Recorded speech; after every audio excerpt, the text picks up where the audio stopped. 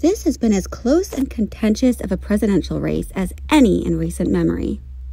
Politics can be hard to talk about, especially with the holidays approaching, which is why I asked a handful of experts how to survive a family dinner when you hate your relatives' political views.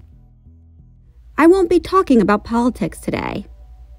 Suggest a politics-free zone before a gathering and ask for a commitment to avoid polarizing topics. If the conversation still turns in that direction, shut it down and say, "Okay, that's enough of that," or "We're not talking about that here today." You can also ask your family member to tell you about the personal experiences that shape their perspective by saying, "Could you tell me a story that helps me understand how you came to believe that?"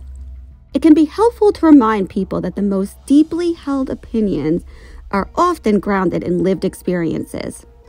To do that, you can say, "If I only heard what was on your newsfeed, I'm sure I'd think the same thing, but I've had different experiences in my life."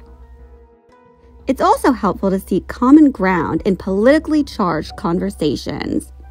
Try saying, "What kind of compromise or solution might work for both sides?" Or simply say, "Tell me more."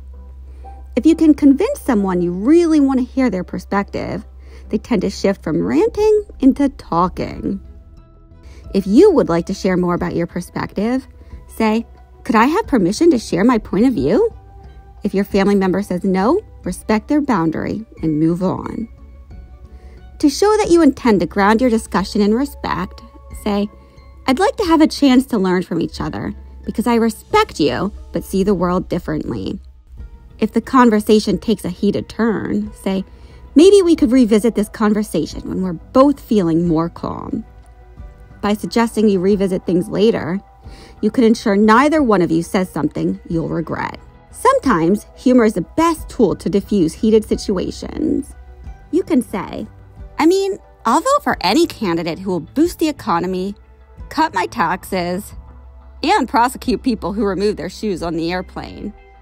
If that doesn't work, try redirecting to a topic with similar energy, but that's much safer: sports.